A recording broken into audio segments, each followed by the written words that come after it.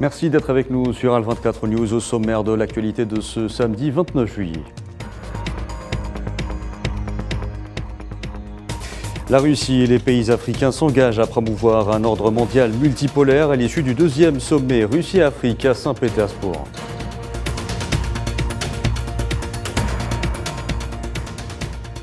À Saint-Pétersbourg, l'Algérie, représentée par le Premier ministre Ayman Ben Abdelrahman, plaide pour un partenariat afro-russe fort et mutuellement bénéfique.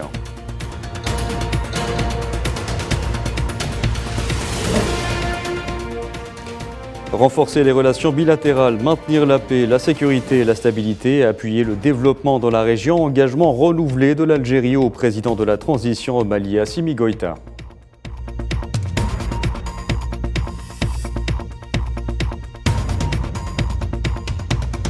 Et coup d'État au Niger, l'Union européenne affirme ne pas reconnaître les chefs militaires, considérant Mohamed Bazoum comme seul président légitime du pays.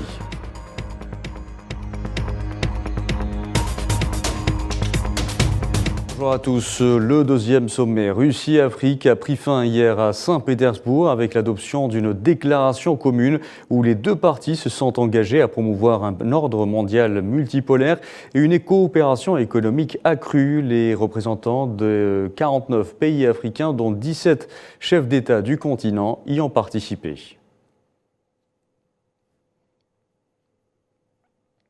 La Russie et les pays africains prennent pleinement conscience des opportunités économiques qui se présentent aujourd'hui. L'espoir d'une coopération économique durable dans les deux sens n'aura jamais été aussi palpable. Détail de Saint-Pétersbourg avec notre envoyé spécial Amin Touta.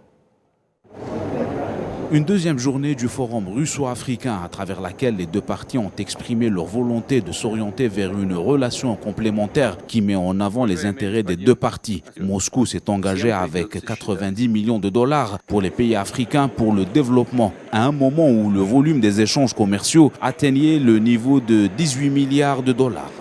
Et nous espérons que grâce à ces forums, les contacts qui seront liés ou bien des accords qui seront signés entre les différentes entreprises ou bien différentes nations de l'Afrique et la Russie seront bénéfiques dans les deux sens. Parce que nous aimerions aussi que les produits africains que nous produisons puissent être aussi exportés à la Russie. La coopération s'est accrue dans de nombreux secteurs tels que la science et la technologie, en plus de la coopération militaro-technique avec une quarantaine de pays africains. Nous avons aussi organisé un forum au Burkina, en marchement de ce sommet-là, où nous avons invité des pays africains à venir partager leur expérience, des opportunités de coopération avec la Russie, donc dans l'éducation, le développement et justement la diplomatie, y compris la langue russe. Comment faire pour que nos pays, nous puissions nous approprier de la langue russe pour que ce soit un moteur justement de partage et aussi qui va renforcer les liens entre justement nos pays et la Russie. Dans le secteur de l'énergie, des négociations sont en cours pour la concrétisation de 30 projets dans les domaines du pétrole et du gaz avec 16 pays africains.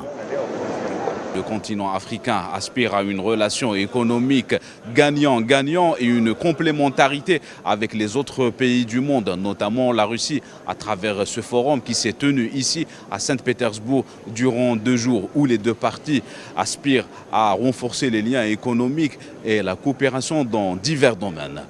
Pour Al24 News de Saint-Pétersbourg, Amin Touta.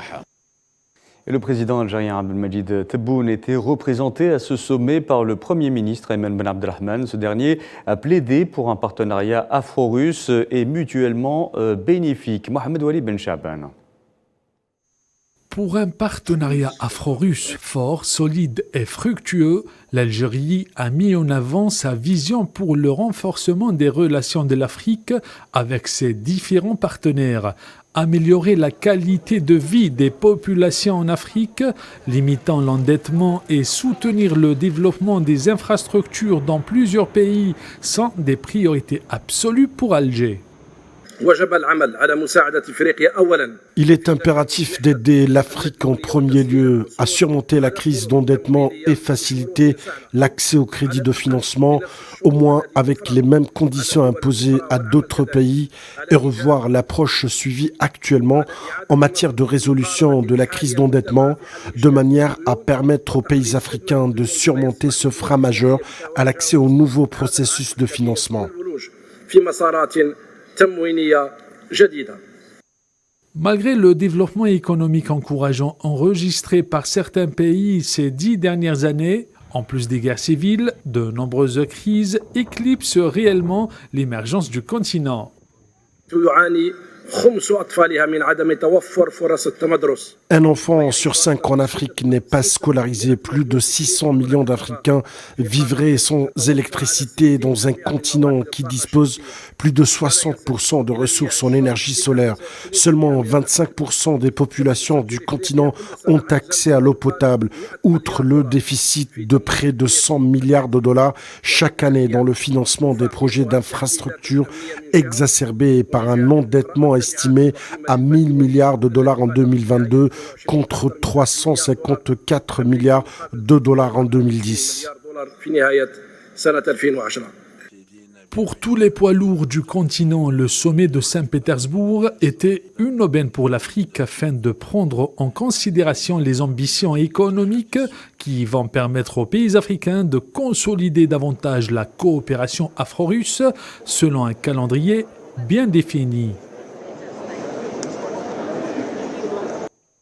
Et dans cette approche, l'Algérie a un rôle prépondérant à jouer. Les indicateurs positifs de sa croissance réalisés ces dernières années font d'elle le portail de l'Afrique au titre du partenariat stratégique entre l'Afrique et la Russie. Malamziane Zitouni.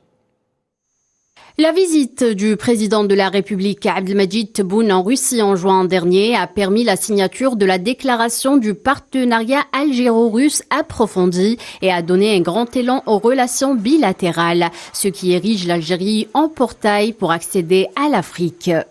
Nous travaillons sur cette approche mise en place par le président Abdelmadjid Tebboune et son homologue russe en vue d'aller de l'avant vers la concrétisation du partenariat approfondi, ce qui donnera un grand élan aux relations bilatérales, sachant que l'Algérie est le deuxième partenaire commercial de la Russie en Afrique. Parmi les indicateurs économiques enregistrés par l'Algérie, le Premier ministre citera à Saint-Pétersbourg l'augmentation du revenu individuel à 4 800 $ avec un PIB de l'ordre de 255 milliards de dollars et un taux de croissance record qui pourrait atteindre plus de 5% en 2023 en l'absence de dette extérieure. D'autres mesures ont été prises par le président Tebboune à l'image de la nouvelle loi sur l'investissement qui a permis d'adopter des projets dont la valeur dépasse les 7,2 milliards USD, ce qui permettrait de créer 50 000 postes d'emploi. La présence de l'Algérie au Forum Russie-Afrique est très importante pour l'investissement et les investisseurs algériens dans divers secteurs tiraient profit des potentialités offertes par l'économie nationale, notamment dans le domaine des services. L'Algérie recèle d'ailleurs d'énormes potentialités, notamment dans le secteur du tourisme et les technologies numériques, un tremplin pour la création de richesses et d'emplois. Les pouvoirs publics en Algérie garantissent des facilitations. Une série de mesures incitatives au profit des entreprises exportatrices a été prise en attendant la création annoncée prochainement du Conseil supérieur des exportateurs et qui prendra en charge les préoccupations des opérateurs en matière d'exportation.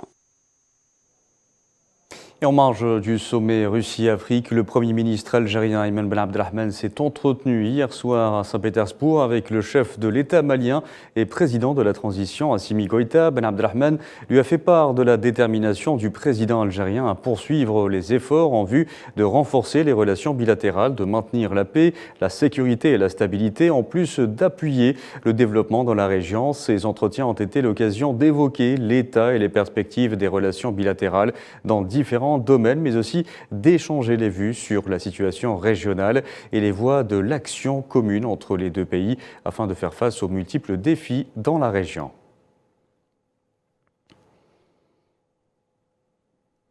Et le président russe a eu hier une rencontre avec les dirigeants africains consacrée à la situation en Ukraine en marge du sommet Russie-Afrique.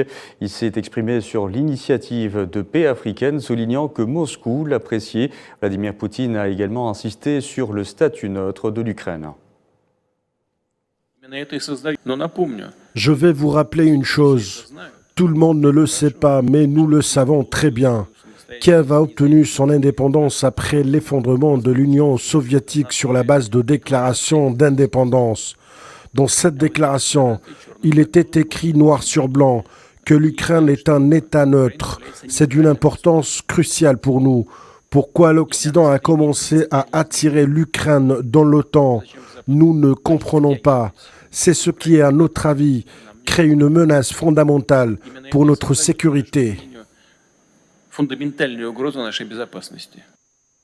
Coup d'État au Niger, je vous le disais en titre, l'Union européenne ne reconnaît pas et ne reconnaîtra pas les nouvelles autorités, selon le chef de la diplomatie de l'Union européenne, Josep Borrell, qui a annoncé dans la foulée la suspension immédiate de toutes les actions de coopération dans le domaine sécuritaire avec le Niger. Borrell a également affirmé que Mohamed Bazoum demeurait le seul président légitime du Niger, appelant à sa libération sans condition et sans délai.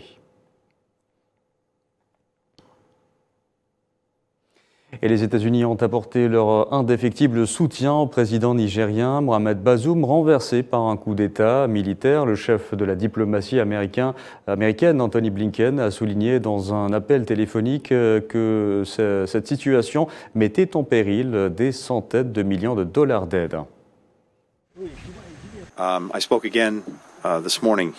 J'ai encore parlé ce matin avec le président nigérien Bazoum.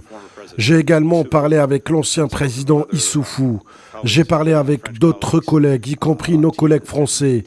Notre équipe a été profondément engagée avec plusieurs pays de la région, ainsi qu'avec des organisations comme la CEDEAO, comme l'Union africaine. Et nous sommes unis pour condamner les actions qui ont eu lieu au Niger, appelant à la libération immédiate du président Bazoum, appelant pour le rétablissement immédiat de l'ordre démocratique au Niger. Et toujours dans l'actualité concernant l'Afrique, quelques 2000 à 3000 personnes étaient réunies hier à Bangui, la capitale de la Centrafrique, pour soutenir le changement de constitution qui pourrait permettre au président centrafricain Faustin Archange Touadéra de briguer un nouveau mandat, un prélude au vote qui doit voir dès demain près de 2 millions d'électeurs approuver une nouvelle loi fondamentale.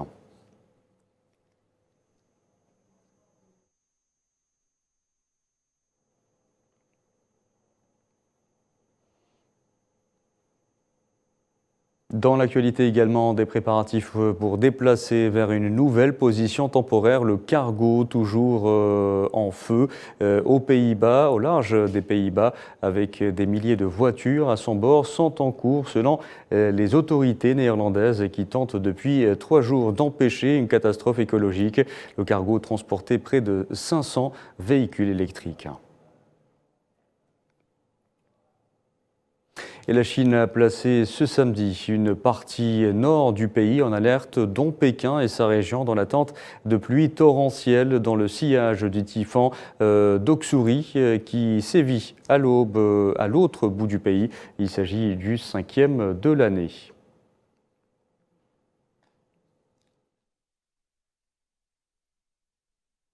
Et parlons sport, à présent football, l'ailier international algérien de Manchester City, Riyad Mahrez, s'est engagé pour 4 saisons avec Al Ahly Jeddah. Le club champion d'Angleterre a donné son accord au club saoudien pour le transfert du joueur algérien contre un chèque de 30 millions d'euros et plus de 5 millions de bonus.